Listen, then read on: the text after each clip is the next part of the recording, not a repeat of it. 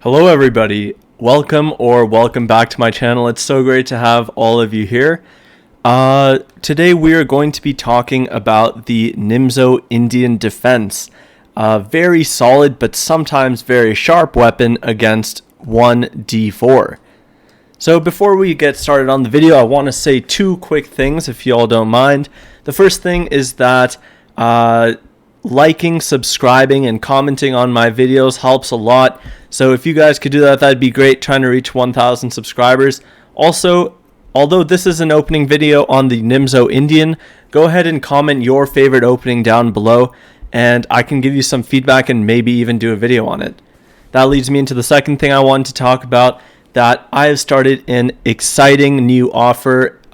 You'll see at the bottom right of my video is my Venmo with a top donors. So anybody who donates $5 or more to the channel should include in the comment to that donation a video idea that they want to see on the channel, and any donor who donates $5 or more will get that video made. You see Daniel Siegel's name at the bottom right of the screen. He donated $7.50, so he is getting this video on the Nimzo-Indian, which he requested. So without further ado, let's jump right in. Hope to see some donations to support the channel, and you'll get a video based on whatever you want. So this particular video is on the Nimzo-Indian Defense, which occurs after white goes 1d4, the queen's pawn's opening, and black goes knight to f6, c4, and e6. And now the Nimzo-Indian really begins after knight to c3, and black goes bishop to b4. So earlier today I was doing a stream on Twitch and I was trying to explain the merits of this move. What's the reason that black feels it's necessary to put the bishop here? And one of the reasons that I thought of was we're discouraging white from getting a huge center with pawn to e4. This is not really a move that we want to allow white to accomplish. Otherwise he's going to get a huge center. And we effectively stop this by pinning the knight to the king. So if you're a beginner, I'll show this on the board. If pawn to e4, black can simply take this pawn, and white cannot recapture because the knight is pinned to the king here. So the Nimzo-Indian does a good job of preventing white from advancing in the center in this position. Now there are three main moves here that white can play, and in my experience playing the Nimzo-Indian, three main moves that white does play. The most common is queen to c2. This is like the classical main line of the Nimzo-Indian, and it's one that you should absolutely know if you are a Nimzo player, and we'll cover that in this video. The second is knight to f3, and this is called the Kasparov Variation. This is another line you need to know, probably the second most common variation here in my practical experience, as you get both of your knights out and you're ready to come in with the bishop to g5, playing it almost like a queen's gambit declined. And then the third most common in my experience is e3. This is called the Rubinstein variation. And the idea is white wants to develop the pieces to bishop d3, knight to e2, and get castled, with possible ideas of f3 and e4 in the future. Again, this theme of white trying to advance the e4 pawn, like I was mentioning earlier. So, okay, let's start with the most common, queen to c2. And rather than what I do with the Caro-Kann videos where I try to show a bunch of different options, what I'm going to do for the Nimzo-Indian is I'm going to show what I believe to be the best practical line in each of these variations. So against queen to c2, I have to recommend castles. Now, the point of queen to c2 is to attack the bishop, and once the bishop takes the knight, our queen can recapture. So this is what white tried to accomplish. He doesn't want to allow his pawns to be doubled, so he makes sure that the queen can recapture this bishop right here, which is incredibly important in this position, because now white doesn't have any significant structural weaknesses. So now black can lash out in the center with pawn to d5. Now this is not the most common move in the position. More common is knight to e4 with f5. This is a pretty common variation, just supporting the knight, or even pawn to b6. But I do believe that d5 is black's best try in this position for the reason I'm about to show. And that reason is centered around equality. So after knight to f3, I believe black can achieve equality in this position very easily. Now, if that word triggers something bad for you, like, oh, I shouldn't be playing for equality, I should be playing for an advantage. That's perfectly normal, and I've heard that criticism before. But remember, when you are playing with the black pieces, first and foremost, you have to gain equality. Only then can you fight for an edge. So when you're playing the black pieces, you first have to equalize, only then can you push the position for a win. So that's exactly what we do here. And the point of this d5 is to take on c4. So we are giving up some control of our center, but in return, we're forcing the queen to move yet again. This would be the third time the queen has moved. And now we're going to try and bully the queen even more with b6 and our bishop coming out to a6. Now, the reason I love this line so much is we get a pretty complicated position in which black has absolutely no problems. And I'll illustrate that over the next couple moves. So e3, natural developing move, just getting out this bishop. And now bishop to a6. Skewering the queen and the bishop, not winning material, but we do force white to make the following concession. After the queen moves out of the way, we take the bishop on f1, reducing white's chances of getting an edge because he can no longer castle. So white takes back with the king, and now we're left with another choice. What do we do? How do we advance our position? And the best move here is queen to d7, offering a queen trade. And if you are a very aggressive player, you might be disgusted by the idea of a queen trade, but just think about the positional trumps that black has in this position. First of all, after the trade, black is going for this c5 move. And this is very important because it's a good pawn break.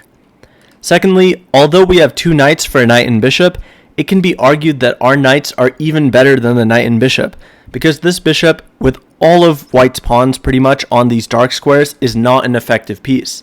So we want to play against this dark square bishop. And black is already castled, rook ready to come into the game, whereas white's rooks are kind of stagnant. They're not doing anything in the position, as well as the important fact that the king is misplaced. Now the king can come quickly to e2, so this isn't such a huge problem. The main difference in the position is black's ability to get this nice pawn break and this rather lousy dark square bishop. So after this, you've already fought for equality and achieved it, and now you can start pushing for more. So definitely check out this line if you're interested. It is a good way to play against the queen c2 Nimzo. And right before I get into the second line in the Nimzo-Indian, I will give a quick note here that this is all being done, all of the analysis is being done on a Lichess study. And I've made the study public. So I'm going to leave the link to this study in the description box below.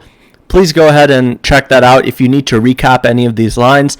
It's just a simple one chapter file that you can look through and review all these variations. Okay, so now we're going to talk about the second most popular move, the Kasparov Variation with knight to f3. And after knight f3, we've already played all the moves we need to get castled. We've moved the knight out, we've brought the bishop out, so now we're just going to follow through and get castled. That's our idea. Now white plays this bishop g5 to pin our knight.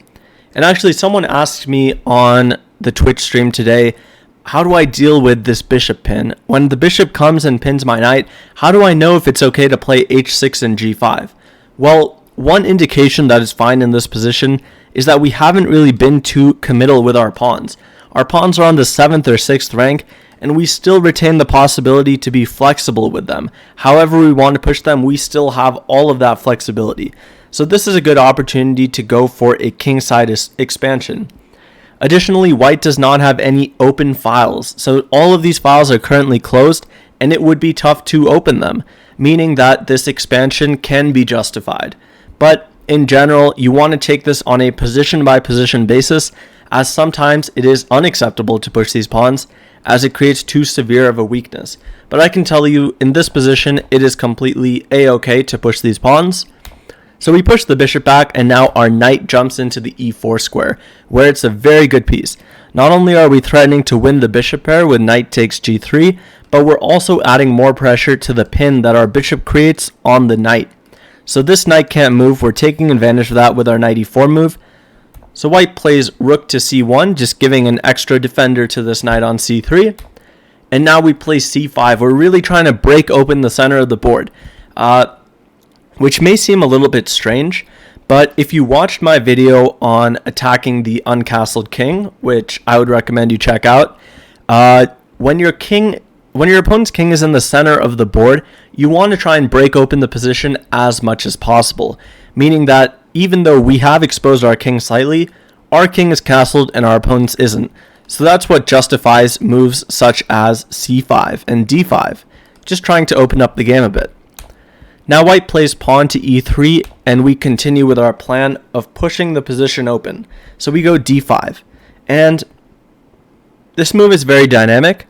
We're threatening to open up the position even more, so white tries to get castled in a desperate attempt. He goes bishop d3, and this position, like the last one, is still fine for white, but like I said, we have to fight for equality before we fight for an advantage. So now we bring our knight out to this good square on c6, develop it behind the pawn. That's the idea of c5, that we develop the knight behind the pawn. And now after castles, we take our bishop pair. White takes back, doubling his pawns, and now we take even more. We're capturing more in the center. And then we take on d4, so we get this isolated pawn position where we not only have the bishop pair, but we've also forced white to get an isolated pawn, which we can pick up at any point. So right here we can go pawn to g4 and simply take this pawn on d4 with a position that is at least equal. If you get this position from the black side, you should be happy about it, because we are getting equality in that we don't have any dynamic disadvantages. Like, for example, the pawn expansion we did on the king side hasn't come back to bite us because there are no pieces that can attack us over here. And we're about to do a queen trade, after which we simply have the bishop pair in a slightly better endgame. So with the black pieces here, the strategy would be to try and take advantage of your bishop pair, find a good diagonal for this guy, maybe fianchetto it, and use that imbalance to your advantage. So that would be the knight to c3 line. Again, feel free to check the Lichess study I have in the description box for more information on this. So let's go back to bishop to b4, the classic quintessential Nimzo-Indian position. Here I mentioned the third line we're going to look at is pawn to e3. And this move is especially important because it's the only move that is sort of saying I'm not going to commit to anything. I'm not going to commit to any structure, and I'm going to really insist on this e4 move. White is going to try at some point to expand with f3 e4, and he's just saying for now I'm going to get castled, and then I'm going to do my central expansion. Also, this e3 move prepares to defend the c3 knight with his other knight, so he wants to bring the knight to e2 so as to defend his guy on c3. Here, like in every other position, we just castle. We've done the moves to prepare castling, so why not go for it? Bishop to d3, and now b6. This is a very common move in the Nimzo-Indian. Your pawn on e6 sort of blunts this bishop, so you do want to get it out this way, either to b7 or a6, as we'll see soon. One of these two squares. That's the idea of b6, because it may be tough to get this pawn out of the way to open this bishop's diagonal. So knight g to e2, very common move in this e3 structure, defending his c3 knight with the e2 knight. Now if black takes the knight, he'll recapture with his knight and claim that he's happy with the bishop pair. And now we go pawn to d5. We are breaking in the center. We're playing this d5 move that we've seen in every single line so far. Black's main breaks, if you have noticed the trend, are d5 and c5. Go ahead and let me know in the comment section if you've seen any other interesting breaks in these sorts of positions. But these are the two main breaks that you will see in these positions. So d5, white goes a3, and now this is relatively new stuff. So this is something that I came across when I was looking into making this video, and normally in these positions I would always play bishop back to e7 or bishop back to d6. I would say, no way am I going to trade off my bishop pair for this knight right here. But actually, I found out when doing some research for this that bishop takes c3 is actually a great move, with the idea that after white takes back, we say, like we did in the queen c2 Nimzo variation, that we don't need our bishop pair. We can just come out with bishop to a6, and now we're putting more pressure on this diagonal. And if we're able to trade our light square bishop for our opponent's light square bishop, then he no longer has the advantage that we call the bishop pair. And in a couple moves, we see that black actually has a good bishop on a6, whereas white's is also good but plays a defensive role in that it guards the c4 pawn. So this c4 pawn will be a target for us to attack. Now, go ahead and pause your video and give some thought to what you would do in this position. Even feel free to leave a comment of a plan you would make in this specific position. I want to get a feeling for how you guys think about this and how you would create a plan, especially centered around pawn breaks. What sort of pawn break would you go for? Because here, I'm not sure if this position has been played before. It's possible that it is a novel position, but there's a very interesting idea for black. Okay, I'm going to go ahead and spoil it for you guys. The idea is pawn to c5, and it gets even more spicy than this. You're attacking the center, and if white takes your pawn, which seems like the most reasonable move, knight to d7. This is a very, very cool idea, and I absolutely love it. So it's a pawn gambit, and you're just trying to bring your knight into the center of the board, recapture with the knight if your opponent doesn't do anything about this. And if he takes your pawn, if he accepts your gambit, knight to e5. We're seemingly gambiting another pawn, but this bishop is on pre. So we have a queen and a knight attacking this bishop, meaning white has to do something about it. Bishop back to e2, and now we take our pawn. So we're regaining a pawn that we had gambited. Queen to d4, and we regain another pawn. Knight takes c4. So this is a variation that I would highly, highly recommend. Definitely go and check this out, study this one, because it is very possible that you get this both in your online games and over the board if you're a competitive player. So this is a great little gambit that you can use to absolutely equalize the position. Black has no problems here. We have all these really nice open files, and we see a couple of the factors that we saw in the first variation we looked at. Number one, white is not castled, black is castled, so that's an advantage. Number two, our pieces are all great, whereas our opponent has some problems. You know, these pieces aren't doing as much as our active knight on c4 and active bishop on a6. And thirdly, this bishop on c1, the dark square bishop, continues to have problems because white chooses to put the pawns on dark squares, meaning this bishop is not as good a piece. And worst case scenario, I really feel like black is playing for two results here, either a win or a draw. I don't think black has any business losing this position all that much. So I hope you guys can apply this in your own games and let me know if this is an idea that interests you. Okay, so that is the overview of the Nimzo-Indian that I wanted to provide in this video. Just to do a quick little recap, in this position right here, which signifies the Nimzo-Indian, this bishop to b4, pinning the knight, there are three main possibilities for white: queen to c2, knight to f3, and pawn to e3. So if you're studying the Nimzo-Indian, these are the first three variations you have to learn. Then once you become a more avid Nimzo-Indian player, you're playing it every game, you might encounter some really weird stuff like f3. Fabiano Caruana had a game here recently. But for now, focus on these three variations that I outlined: queen c2, knight f3, and e3. And that should give you a good solid start in the Nimzo-Indian, or even help you advance your knowledge. Let me know if you play the Nimzo-Indian, if there are any lines that you think I should have looked at, or any lines that you play that you really like with black. Or let me know an opening that you really love against d4, and we can look into making a video on it.